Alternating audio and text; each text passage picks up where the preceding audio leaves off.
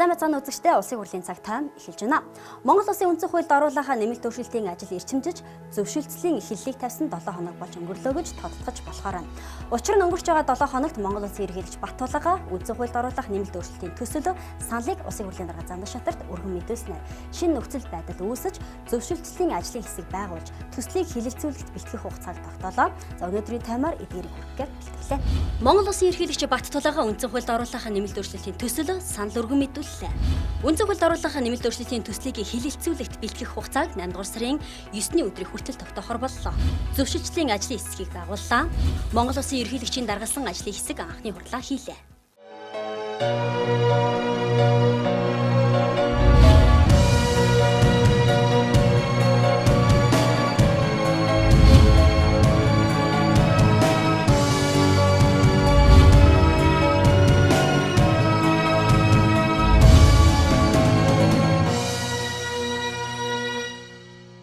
Долоо сарын 16-ны өдөр Монгол улсын ерөнхийлөгч Баттулга үндсэн хуульд оруулах нэмэлт өөрчлөлтийн төсөл саналыг улсын хурлын дарга Зандан шатарт өргөн мэдүүлсэн юм а.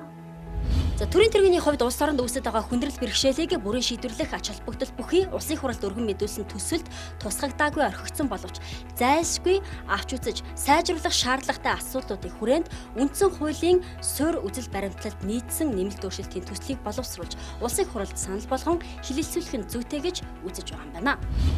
Улсын хурлын дарга монголчуудаа нийт ард иргэдээ улсын хурлын ээлж тус чуулган онцгой хариуцлагатай цаг үед хуралдаж онцгой чухал хуульд нэмэлт өөрчлөлт хийх гэж байна. Миний бие 2018 оны улсын хурлын намрын чуулганы нээлтэн дээр ардчилсан шинэ үндсэн хууль нийгмийн шилжилтийг зохицуулахад чухал механизм болсон ч одоо хөгжлийн шаардлага нийгмийн хэрэгцээнд зохицуулан шинжлэх ёстой болж байна. Шинэ үндсэн хууль түүнийг батлагчдад баярлалаа гэж хэлээд дараагийн шатны үндсэн хуулиа хэлцэх цаг ирснийг сануулan уриалж байсан билээ. Тэр цаг одоо нэгэн тулж иржээ. Монголын ард түмэн улс төрийн намуудын олонх нь Монгол улсын хөгжлийн шаардлага нийгмийн хэрэгцээнд зохицуулан үндсэн хуулийн замаар эрс шинжил хийхийг хүлээн зөвшөөрч байна. Өнгөрсөн намрын чуулган дээр хэлсэн үгэндээ миний бие үндсэн хуульд өөрчлөлт нэмэлт хийхдээ юуг анхаарах, ямар зарчим, үндэслэл баримтлах талаар хэлж байсан тэр л байр суурин дээр өнөө бат зогсож байгаа. Хуулиар олгогдсон эрхийнхээ дагуу Монгол улсын үндсэн хуульд оруулах нэмэлт өөрчлөлтийн санал төслийг боловсруулснаа улсын хурлд танилцуулан өргөн барьж байна. Эдгээр саналууд нь иргэдийн захиа даалгавар хүсэл сонирхол болон сүүлийн 10 жилийн турш олон нийтээр хилцсэн хэлэлцүүдүүдийн сор дээж цомрлог гэж үзэж болно. Улсын хурл хилцсэн улам сайжруулна гэж найдаж байна. За ийхүү Монгол улсын ерөнхийлөгч Баттулга үндсэн хуульд оруулах нэмэлт өөрчлөлтийн төсөл саналыг өргөн барьснаар шинэ нөхцөл байдал үүссэнтэй уялдуулан Пүрэв гарагийн төрийн байгуулалтын байнгын хорооны хуралдаанаар Монгол улсын үндсэн хуульд оруулах нэмэлт өөрчлөлтийн төслийг хилэлцүүлэхэд бэлтгэх хугацаа тогтоох тухай улсын хурлын тогтоолын төслийг хилэлцсэн юм а. Гишүүд тогтоолын төсөлтэй холбогдуулан санал хэлж асуулт асуусан юм. Энэ тогтоолч нэг 2 утгатай 2 заалт орчод байна. Ерөнхийлөгчийн өргөн мэдүүлсэн Монгол улсын үндсэн хуульд нэмэлт өөрчлөлтийн төсөл гэж нэг бичээд таслал тавиад санал гэсэн байхгүй. Энэ төсөл юм уу? Санал юм уу? Нэг ийм ойлгомжгүй томьёол орсон байх юм. Тэгээд дараа нь тэр өгүүлбэрийг үүсэхдээ саналын түвшинд харгалзуу үүсэх гэж үгэж байгаа юм байна. Энэ дээр нэг тайлбар авъя. Энэ 8 сарын 5 гэдэг хугацаа бол ерөөсөө 7 хоног гарангийн хугацаанд ийм шуурхай энийг хийгээд тэгээд нэг 2 дугаар хилцгэлгүйгээ бушуухан дуусгачих гэсэн санаа агуулгадаг байх шиг харагдаад байх юм. Тэгээд хугацааныхаа асуудлыг эргэж нэг харах нь зүйтэй байхаа гэсэн юм бодол байна. За эрдэнэ гишүүний асуултанд хариулъя. За тогтоолын төсөлтөд үндсэн хуульд нэмэлт өөрчлөлтийн төслийг хилэлцүүлэлт бэлтгэх ажлын хугацааг 8 сарын 5-ны өдөр хүртэл хугацаагаар тогтооё гэж байгаа юм. За энэ хугацаанд бас ямар ажлууд хийгдэх вэ гэхээр сая одоо таны хэлж байгаа Монгол улсын ерөнхийлөгчөөс үндсэн хуульд нэмэлт өөрчлөлт оруулах хуулийн төсөл, за дээрэс нь саналыг бас хамтд нь өргөн мэдүүлсэн байгаа. 7 сарын 16-ны өдөр. Энийг бид нар одоо бас нэг шинэ нөхцөл байдал үүслэе гэж үзэж байгаа. За үүнтэй холбоотойгоор ерөнхийлөгчийн өргөн мэдүүлсэн хуулийн төсөл болон саналыг хэрхэн яаж өргөн мэдүүлсэн 62 гишүүний Лүндэ Жансан дарын 62 гишүүний өргөн мэдүүлсэн хуулийн төсөлтөд нийцүүлэх, уялдуулах, аль саналуудыг авах бололцоотой боломжгүй гэдгийг судлах, ийм одоо цаг хугацаа шаардлагатай байгаа нэгдүгээрт. За хоёрдугаарт нь мэдээж нас яг хэлж байгаа энэ ерөнхийлөгчийн гаргаж байгаа саналууд маань улсын их хурлын гишүүнийг 108 гишүүнтэй болгох 5 жилийн хугацаатай болгох гэх мэтээс ахуулаад гарч байгаа саналуудыг бас олон нийтийн дунд хэлэлцүүлэг хийе. Санал бодлыг сонсё гэдэг үүднээс бас гишүүдийг бас тойрогтой ажиллах хугацаа боломжийг бий болгоё гэдэг үүднээс тогтоож байгаа. Одоо олон түмэнд бол ийм хуулийн үндслэлээр Монгол улсын ерөнхийлөгчийн өргөн барьсан энэ үндсэн хуулийн нэмэлт өөрчлөлтийг шууд зэрэгцүүлэн хэлэлцэх одоо хуулийн үндсэл нь болохгүй учраас бид нар саналын төвшөнд авч үзэх ёстой юм а гэдэг энэ шийдвэрийг эхэлж их тодорхой болгох ёстой болов уу гэж би тэгж бодож байна. Ерөнхийлөгчийн өргөн мэдүүлсэн хуулийн төслийг яагаад саналын төвшөнд гэж хэлэлцэх гээд байгаа юм бэ гэдэг асуултыг хань хэрэг гэж асууж байна. Тэгэхээр Монгол улсын үндсэн хуульд хууль санаачлах хэрэгтэй одоо 78 субъект байгаа 76 гишүүн ерөнхийлөгч засгийн газар гэдэг. За энэ хүрээнд Монгол улсын ерөнхийлөгч бол Монгол улсын үндсэн хуульд нэмэлт өөрчлөлт оруулах хуулийн төсөл санаачилсан. За мөн одоо улсын их хурлын нэр бүхий 64 гишүүн 62 гишүүн Лүндэ Жансан нарын одоо 62 гишүүний өргөн мэдүүлсэн үндсэн хуульд нэмэлт өөрчлөлт оруулах хуулийн төсөлд саналаа бас өгсөн. Өөрөөр хэлбэл ерөнхийлөгч маань одоо үндсэн хууль заасан бүрэн эрхийнхээ хүрээнд хуулийн үндсэн хуулийн нэмэлт өөрчлөлтийн хуулийн төсөл за дээрээс нь санал 62 гишүүний хуульд саналаа өгсөн байгаа. Энийг яаж хэлэлцэх вэ гэдгээр 2010 онд баталсан үндсэн хуульд нэмэлт өөрчлөлт оруулах журмын тухай хуулийн 11-ийн 3-ын 4 дээр чуулганаар тийм үү зөвхөн одоо нэг төслийг урьдчилан тогтсон нэг төслийг хэлэлцэнэ. Өөр үзэл баримталтай хоёр буюу хэд хэдэн төслийг саналын төвшөнд харгалзан үзэж болох ба харин бие даасан байдлаар зэрэгцүүлэн хэлэлцэхийг хориглоно гэсэн байна. Тийм болохоор бид нар үндсэн хуульд нэмэлт өөрчлөлт журмын тухай хууль дээрээс нь улсын их хурлын тухай болон улсын их хурлын чуулганы хуралдааны дэгийн тухай хуулийн хүрээндээ энэ одоо асуудлыг авч хэлцэх ёстой. За энэ үүднээс ерөнхийлөгчийн санаачилсан хуулийн төсөл болон төслийг бол бие даасан байдлаар зэрэгцүүлж хэрэгцсэн хуулиар хориотой байгаа учраас санал 11-ийн 3-4 заасны дагуу саналын төвшөнд харгалзан үзье гэж байгаа. Үг хэлсэн гишүүд Монгол улсын үндсэн хуульд оруулахын нэмэлт өөрчлөлтийн төслийг хэлэлцүүлэгт бэлтгэх ажлын хугацааг тогтоохыг дэмжиж байгаагаа илэрхийлсэн юм а. За ингээд дараа нь ажлын хэсэг байгуулах тухай улсын хурлын тогтоолын төслийг хэлэлцсэн. Тэгэхээр би ямар саналтай байна вэ гэхээр энийг зөвшөлдсөх ажлын хэсгээ байгуулад за энийг саналын төвшөнд байна гэдгээ бүр хуульчилж одоо албан ёсны болгоод тэгээд энэ ажлын хэсэг ажиллаад нэг олголцлон дээр хүрээд том ажлын хэсгийнхэн хүрээнд энийг нэгдсэн саналаа бадсны дараа нэгдмэл эцсийн бадсан саналаар ард иргэдийн дунд л дахин хэлэлцүүлэг асуудлыг зохион байгуулах нь зүйтэй гэж би ингэж харж байна. Нэмэлт өөрчлөлт оруулах төсөл саналыг судалж боловсруулах, саналын төвшөнд харгалзан үзэх, зөвшөлдсөх тийм ойлголцох шаардлагатай байгаа тул хэлэлцүүлэлт бэлтгэх хугацааг хойшлуулъя л гэж байна. Тэгэхээр таны одоо ярьж байгаа бүх санаанууд энд орцсон явж байгаа. Энэ бүгдээрээ үндсэн хуульд нэмэлт өөрчлөлт оруулах журмын тухай хуульд маш тодорхой зүйл заалтаараа зохицуулагдсан байгаа юм аа. Энийг бас гишүүд нас сайн харчаасаа гэж хүсэж байна. Тогтоолын төсөлд Монгол улсын ерөнхийлөгчөөс өргөн мэдүүлсэн Монгол улсын үндсэн хуульд оруулах нэмэлт өөрчлөлтийн төсөл саналыг улсын их хурлаар хэлцэгдэж байгаа. Улсын их хурлын гишүүн Лүндэ Жансан нарын нэр бүхий 62 гишүүний өргөн мэдүүлсэн төсөлтэй уялдуулах, асуудлыг зөвшөлдсөх үүрэг бүхий ажлын хэсгийг Монгол улсын ерөнхийлөгч Баттулга даргаалахаар болсон юм а. Ажлын хэсгийн дараагаар Монгол улсын ерөнхийлөгч Баттулга, ажлын хэсгийн орлогч дараагаар Монгол улсын ерөнхий сайд Хүрэлсөх, нарийн бичгийн дараагаар улсын хурлын гишүүн төрийн байгуулалтын байнгын хорооны дарга Бямб цогт, гишүүдэд улсын хурлын гишүүн, улсын хурал дахь Монгол Ардын намын бүлгийн дарга, тогтох сүрэн улсын хурлын гишүүн, улсын хурал дахь Ардсан намын зөвлөлийн дарга Эрдэнэт, улсын хурлын гишүүн Монгол улсын шадар сайд УИХ төвшин, улсын хурлын гишүүн хууль зүйн дотоод хэргийн сайд Нямдорж, улсын хурлын гишүүн Эрдэнэ, улсын хурлын гишүүн Болд нарын бүрэлдэхүүнтэй байгуулж ажиллуулахар тусгажээ. Зөвшөлдсөх шаардлагатай байгаа тул гэж байгаа учраас энэ зөвшөлдсөд байгуулагдж байгаа ажлын хэсэг маань эцсийн байдлаар одоо сая Эрдэнэт гишүүний хэлээд байгаагаар 8 сарын 5-ны дотороор нийт цаашд хилцэх юугаа хайрцаглана л гэж ойлгож байгаа. Тэгэхээр зөвшөлдсөх гэдгээр нь энэ дээр нь одоо дэмжиж байна.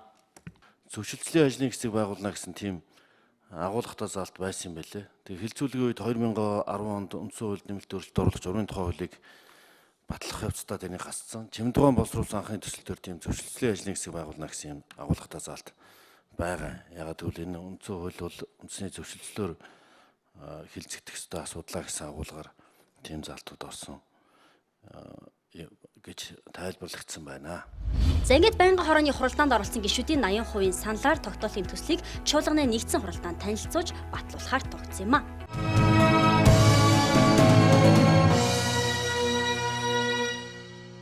Монгол Улсын үндсэн хуульд оруулахаа нэмэлт өөрчлөлтийн төслийг хэлэлцүүлэлт бэлтгэх хугацааг тогтоох тухай, ажлын хэсэг байгуулах тухай, улсын хурлын тогтоолын төслүүдийг чуулганы нэгдсэн хуралдаанаар хэлэлцлээ.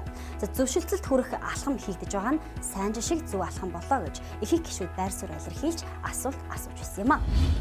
За энэ үндсэн хуулийн нэмэлт өөрчлөлттэй холбоотой асуудлаар нэг ахис дэвшил гарч байгаа зүйл бол энэ нийгмийн хүрээний одоо зөвшөлтсөлд хүрээ гэж би удаадараа шаардаж байгаа. Энэ хүрээнд одоо ерөнхийлөгчийн саналыг аваад за дээрээс нь бол одоо энэ улс төрийн намуудыг хуралдааны судалтайгаа ардс намын зөвлөлийн тэр одоо оролцоод ингээд хамт суугаад одоо энэ үндсэн хуулийн нэмэлт өөрчлөлтийн асуудлаар ярих юм байна гэж. Энэ бол одоо сайн зүйл ээ.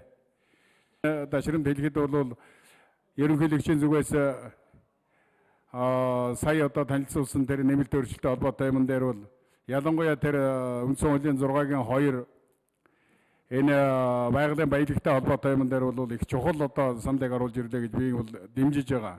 Үндсэн хуульд ялангуяа ардсан орны үндсэн хуульд нэг байгууллага, нэг улс төрийн хүчин, нэг нам одоо өөрчлөлт оруулдаг ийм одоо түүх хаанч байхгүй.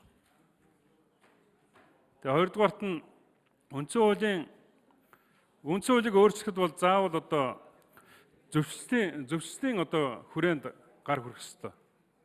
Тэгтэл одоо үндсэн хуулийн одоо зөвшөлтийн субъектууд нь өнөөдөр огт чимээгүй байгаа тийм.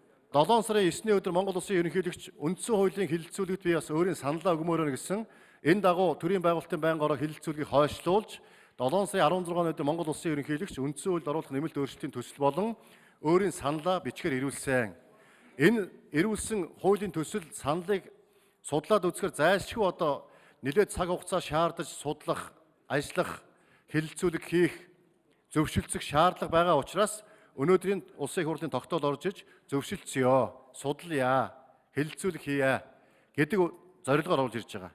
Энийг одоо мушгиж бас ингэж ярих нь буруу баха. Ийм байдлаар битгий одоо хийх гэж байгаа ажлыг битгий яагач. За сөрөг хүчний саналыг тоохгүй гэж ярьж байгаа. Энэ дэр ардсан намыг анхнаасаас оролцоод яваач гэсэн саналыг байнга ярьж байгаа. Өнөөдрийн ажлын хэсгийн байгуулах тогтоол бас ардсан намын дарга, ардсан намын зөвлөлийн дарга одоо парламент судалтаа намуудын төлөөлөөс орж ирж байгаа. Аль болох зөвшөлдсөх, ойлголцох, аль болох асуудлыг тийм үү үндсэн хуулиа яавал зөв батлах уу, яавал сайн батлах уу, алдаагүй батлах уу бүгдээрээ хэлэлцүүл буруугүй бүлээн усаар хэрэггүй гэдэг тийм үү. 10 онд үндсэн хуулийн нэмэлт өөрчлөлтийн хууль журмын тухай хууль баталсан. Үүнээс хойш улсын их хурл 6 үндсэн хуулийн нэмэлт өөрчлөлтийн төсөл өргөн баригдсан. Харамсалтай үнийг одоо хэлэлцэх бололцоо боломж үнэхээр байхгүй байсан. Үндсэн хуулийн дээр дордуулсан 7 өөрчлөлтийг засах хэрэгтэй гэж 20 жил ярьж байгаа. Өнөөдөр Монгол Ардын намын 64 судалтаа энэ үед л одоо үндсэн хуулийн нэмэлт өөрчлөлтийг ярих боломж бололцоо бүрдэж байгаа. Үндсэн хуулийг 57-оос доошгүй гишүүн санал нэгдэж баталдаг. Өнөөдрийн өөрчлөлтийн асуудал ч гэсэн одоо ардсан нам ирэх барьж явах үед 12-оос 16-нд 47 гишүүн бас санаачилж өргөн барьсан төсөлтөд үндсэндээ 80-90% адилхан байгаа. Тийм болохоор одоо эсэргүүцхийн тулд бити эсэргүүцээч. Аливаа асуудлыг өгдөг зөвхөн одоо мушгиж говьлж битгий яриач гэдгийг бас гишүүдээсээ хүсье. Ардчилсан орны үндсэн хуульд оруулахаа нэмэлт өөрчлөлт зөвшөлтслийн үндсэн дээр хийгдэх учиртай гэдэг дээр бүгд санал нэгдэж байсан юм а. Ер нь нэг талынх нь оролцоог нэлээд хангаж ээж ойлголцол зөвшөлтслийг нэлээд ойртуулж ажил асуудлыг шийдэхгүй бол болохгүй шүү гэдэг ийм зүйл байна. За хоёрдугаарт бол энэ улс төрийн намуудын саналыг авсан гэсэн энд одоо үлдсэн улсын хурл судалгүй намуудын санал бол бүгд одоо ирсэн хангагдсан гэж ойлгож болох уу? Улс төрийн намуудын саналыг авсан уу гэдэг асуудал дээр улс төрийн намуудын саналыг ер нь ажлын хэсэг анх байгуулагдсан цагаас Монгол Улсын их хурлын дарга энэхүүл даргын үеэс одоо лүндэ жансан дарга гарахлаас ажлын хэсэг байгуулагдсан. Энэ үеэс боловсруулсан төслүүдээр удаа дараа бас улс төрийн намуудын саналыг авч байсан. Одоо ч гэсэн бас саналаа авах одоо хэлэлцүүлэг хийх оролцоог хангах бололцоо боломж нээлттэй байж байгаа. Үндсэн хуульд нэмэлт өөрчлөлт оруулах журмын тухай хуулинд бол үндсэн хуулийг санаачлах үеэс ахуулаад хэлэлцсэн одоо эцэслэн батлах хүртэл хугацаанд олон нийтийн болон улс төрийн намуудын иргэдийн санаа бодлыг байнга одоо авч явах ёстойг заасан байдаг. Энэ дагуу одоо энэ бүх процессыг явагдаж байгаа. За Монгол Улсын ерөнхийлөгч бас санаачилсан хуулиндаа бол улс төрийн намуудын саналыг бас авсан гэж одоо бас дурдсан байна лээ. Ингээд үзэх юм бол улс төрийн намуудын саналыг бас одоо ч аваа явж байгаа, урд нь ч авч байсан, цаашдаа ч авах бололцоо нь бас нээлттэй байгаа. Үндсэн хуульд нэмэлт өөрчлөлт оруулах 3-1 гэдэг босхийг хатуу баримталж ажиллах шаардлагатай байгаа. Монгол Улсын ерөнхийлөгчийн оруулж ирсэн санал бол нийт 49 санал байна. Улсын их хурлын ажлын хэсгийн оруулж ирсэн санал 2 нэгдэх юм бол 100 гаруй санал болж байгаа. Тэгэхээр энийг нэгтгэхийн тулд хоёр ажлын хэсэг нэн тэргуунд яаралтай хамтарч ажиллахаас өөр аргагүй болж байна гэж би ойлгож байгаа. Түүнээс ус нэг ажлын хэсэг нь тусдаа ажиллах маягаар аль эсвэл нөгөө ажлын хэсэгтээ тулгалт хийх маягаар бол үндсэн хуулийн шинжилэл явах боломжгүй гэдгийг анхаараарай гэж би хэлхийг хүсэж байна. Ерөнхийлөгч хуулийн төсөл буюу саналаа гаргаж өгч байгаа учраас энэ дээр арчилсан нам ерөнхийлөгчийн энэ гаргасан саналууд дээр олон зүйл дээр санал нэгдэж байгаа учраас энд оролцоод явах нь зүйтэй гэж үзээд энэ зөвшөлтсийн ажлын хэсгийг байгуул цаашдаа энэ үндсэн хуулийг нухацтай авч хэлцэх нь зүйтэй гэдэг байр суурин дээр орж байгаа учраас орж байгаа.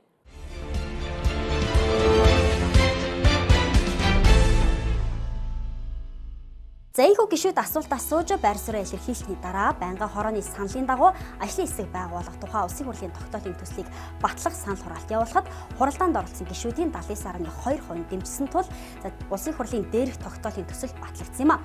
Ингээд ажлын хэсэг байгуулагдсан даруйдаа ажиллаж 29-нд буюу баасан гарагт анхны хурлаа хийж эх 7 хоногт чиглэл бүрээр нээлттэй хилцүүлэг зохион байгуулахаар болж байна. Эх 7 хоногт ажлын 5 удаагийн хилцүүлэг хийхээр төлөвлөгөө гаргалаа. За энд одоо нэгдүгээрт нь 7 сарын 22-ны даваа гарагт гүйцэтгэх мэдлийн хариуцлагыг нэмэгдүүлж тогтвортой байдлыг хангахтай холбоотой нэмэлт өөрчлөлтийн талаарх хэлэлцүүлэг 10 цагаас их эзэн Чингис хаан танхимд болно. За 7 сарын 23-ны мегмар гарагт парламентын ардчлалыг төлөвшүүлж ард түмний заслахыг хангахтай холбоотой нэмэлт өөрчлөлтийн талаарх хэлэлцүүлэг 10 цагаас их эзэн Чингис хаан танхимд болно. За 7 сарын 24-нд лав гарагт шүүх эрх мэдлийн хариуцлагыг дээшлүүлж хараа тус байдлыг хангахтай холбоотой нэмэлт өөрчлөлтийн талаарх хэлэлцүүлэг 10 цагаас их эзэн Чингис хаан танхимд болно. За 7 сарын 25-ны пүрэв гарагт нутгийн удирдлагын тогтолцоог боловсон болгохтой холбоотой нэмэлт өөрчлөлтийн талаарх хэлэлцүүлэг мөн одоо 10 цагаас их эзэн Чингис хаан танхимд болно. 26-ны баасан гарагт Монгол Улсын үндсэн хуульд оруулах нэмэлт өөрчлөлтийн төсөл дэх байгалийн баялаг 6-1 2 дахь заалт зам одоо эдийн засгийн асуудалтай холбоотой хэлэлцүүлэгд бас 10 цагаас их эзэн Чингис хаан танхимд хийхээр ингэж төлөвлөж байгаа.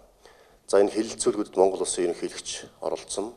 За мөн одоо ерөнхийлөгчийн намын газраас ерөнхийлөгчийн өргөн барьсан хуулийн үндсэн хуулийн нэмэлт өөрчлөлтийн төслийн одоо танилцуулга хийгдэнэ. За мөн одоо улсын их хурлын нэр бүхий 62 гишүүн одоо төслийн талаар танилцуулгад холбогдох гишүүд хийгдэнэ. За мөн одоо сардсан нам бас өөрийн санал дүгнэлтэд энэ хэлэлцүүлэгт хийнэ. За энэ ажлын хэсэг бол хамгийн гол нь тасралтгүй үргэлжилж байгаа. Эх 7 хоног бол бүтэн хэлэлцүүлгүүд хийгдэнэ. 22-наас 20. За тэгээд тэрний дараагийн 7 хоногт бол энэ төслүүдийн хооронд нэгтгэх, зэгцлэх ийм одоо ажлууд руу орно. За энэ нэг 7-10 хоног үргэлжлэх болов гэж ингэж бодож байна. За ингээ бас энэ ер нь үндсэн хууль бол хамгийн гол юм нь зөвшөлтсөл ойлголцлын одоо үндсэн дээр энэ хууль гарах ёстой гэдэг агуул гарна.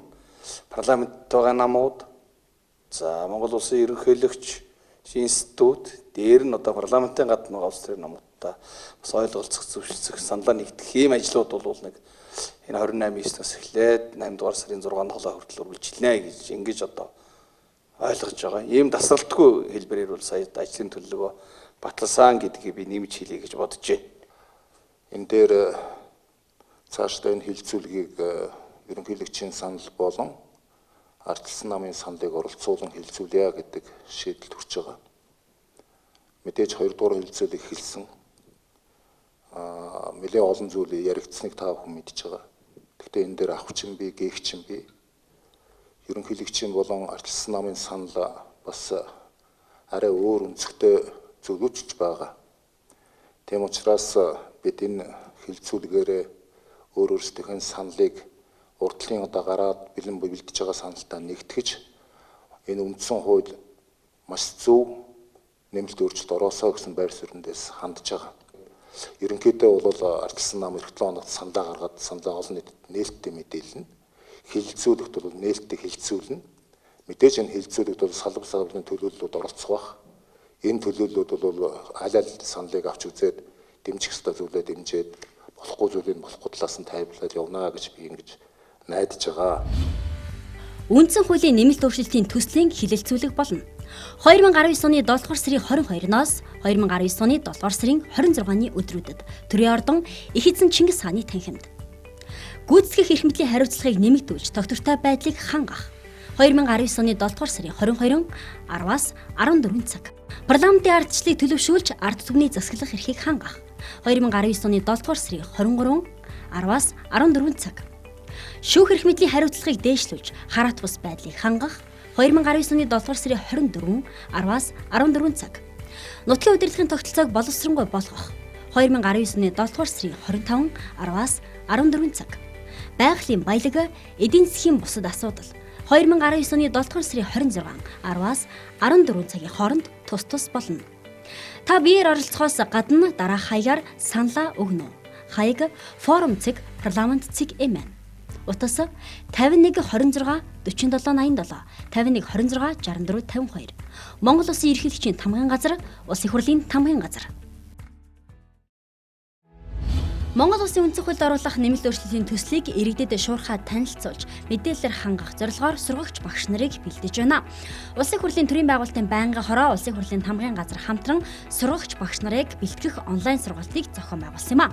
Сургалтад аймаг нийслэл дүүргийн засаг даргын тамгын газрын дарга, иргэдийн төлөөлөгчдийн хурлын нарийн бичгийн дарга, аймаг нийслэл дүүргийн засаг даргын тамгын газрын хууль эрх зүйн хилцээний дарга нар, сумдын засаг даргын тамгын газар хуулийн мэргэжилтэн, дүүргийн төрийн захиргааны удирдлагын хилцээний дарга нар хамрагдсан юм. За ийхүү нийтдээ 700 гаруй сургагч багш нарыг хамруулж онлайн сургалтыг амжилттай зохион байгуулсан юм а.